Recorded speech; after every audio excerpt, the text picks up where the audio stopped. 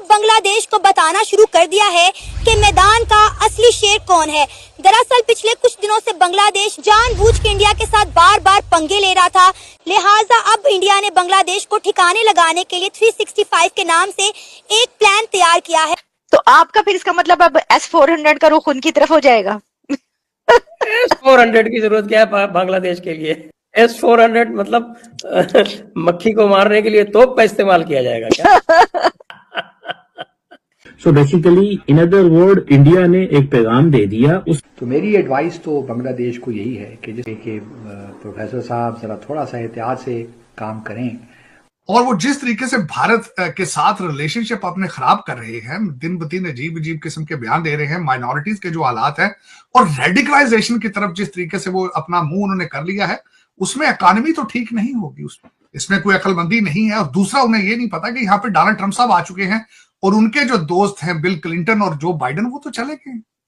ये बात हो रही है कि इंडिया के हक में होंगे वो बड़े ट्रम्प जो हैं। जो मैं देखता हूँ, मैं ना तो इंडिया उनको जाके कहने वाला है कि तुम हमारे लिए कुछ करो।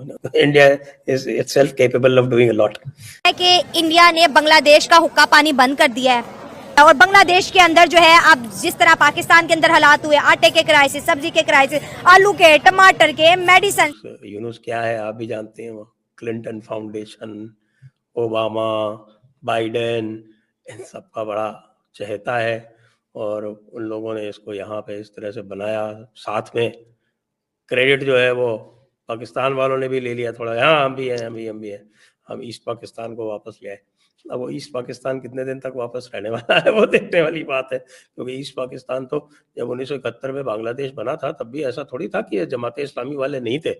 जमाते इस्लामी वालों ने ही तो मिल के और जो वो एट्रोसिटीज़ की थी बांग्लादेशियों पे, तो उसमें तो वो पूरे तरह से रज़ाकार जिनको बोलते हैं, जो आजकल जमाते इस्लामी वाले बन गए हैं, वो तो तब भी थे।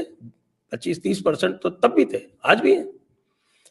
तो अभी जिनको लग रहा है कि साहब कि हम ईस्ट पाकिस्तान बन गया है, कोई बात नहीं। अफगानिस्तान से जब अमेरिकी भागे थे तब भी पाकिस्तान वाले इतने ही खुश हुए थे और कहा देखिए साहब बस हमने तो फतेह कर लिया, अब हमें वेस्टर्न बॉर्डर्स पे कोई फौज रखने की जरूरत नहीं है, हम सबको इंडिया बॉर्डर पे लगा देंगे, इंडिया को फतेह कर लेंगे और दिल्ली पर कब्जा कर लेंगे और जो हमारी मुगलिया सल्तनत हमारी होनी चाहिए थी और हिंदुस्तान पे हमारा राज होना चाहिए था, हम फिर से ग़ज़वा-ए हिंद करके काबिज़ हो जाएंगे। ये तो 15 अगस्त 2021 को यही बात हो रही थी ना। अब क्या बात हो रही है? ज़्यादा वक्त थोड़ी हुआ है उसको।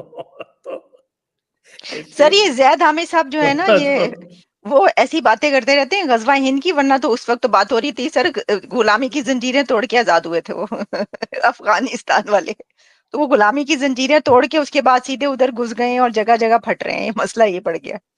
नहीं, अब वो कह रहे हैं कि गुलामी की जंजीरें जो है, ये पाकिस्तान जो है ये भी गुलाम है, हमें पाकिस्तान को भी आज़ाद करना है और वहाँ पर शरीयत लागू करनी है। तो इसलिए आप लोग शरीयत को वेलकम करने के लिए तैयार हो जाए। अच्छा, तो सर ये जो एक दरमियान में बात चल रही है बांग्लादेश के बीच ही कि जो इस वक्त म्यांमार में हो रहा है, वहां पे रेबल्स का जो कंट्रोल हो गया और फिर कहा ये जा रहा है, मैं देख रही थी कि जो बांग्लादेश का बॉर्डर वहां से मिलता है, म्यांमार का बॉर्डर जो है वहां पर अब क्योंकि बांग्लादेश के लिए बड़ी मुश्किल खड़ी हो गई इस डेवलपमेंट के बाद, और इंडिया के लिए ये बहुत अच्छा हुआ और इसके अंदर इंडिया का भी हाथ है कि ये जो कुछ वहां पर हुआ, तो क्या आप समझते हैं, यानी आपको पता ही होगा कि अगर ऐसा है या नहीं है? ये भी अगेन इट इज स्पेकुलेशन। ये जरूर है कि भाई बांग्लादेश को अब थोड़ा सा अटेंशन डाइवर्ट करना पड़ेगा। ये जो एरोज है ना दोस्तों, ये वो एरोज हैं जो इस वक्त जब हम ये रिकॉर्ड कर रहे हैं 16 दिसंबर के दिन, विजय दिवस के दिन, ये बांग्लादेश के ऊपर भयानक रूप से प्रेशर डाल रहे हैं। ये समझाने से पहले आप सबको बहुत बहुत शुभकामनाएं। विजय दिवस की आज ही के दिन पाकिस्तान की 92,000 फौज ने भारतीय सेना के सामने सरेंडर करा था ढाका में। हां, बांग्लादेशी नाशुक्रे निकले। They turned out to be ungrateful riches and that's all right. हमने अपना कर्म करा, वो अपना कर्म कर रहे हैं, कोई शिकायत नहीं होनी चाहिए। जो नाशुक्रा होता है वो नाशुक्रा ही होता है। यू नो, लोग कहते हैं कि one of the finest attributes of a human being is to be grateful. अब कुछ लोग नहीं होते ग्रेटफुल, दैट्स ओके।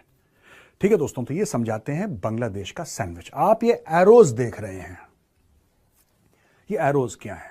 ये देखिए, ये arrow, it's coming from India, this is coming from India, but this arrow is the arrow that is hurting Bangladesh the most. सबसे ज्यादा चीखें निकल रही हैं इस वक्त बांग्लादेश की इस एरो, ये जो फोर्थ एरो है दोस्तों, इससे निकल रही हैं।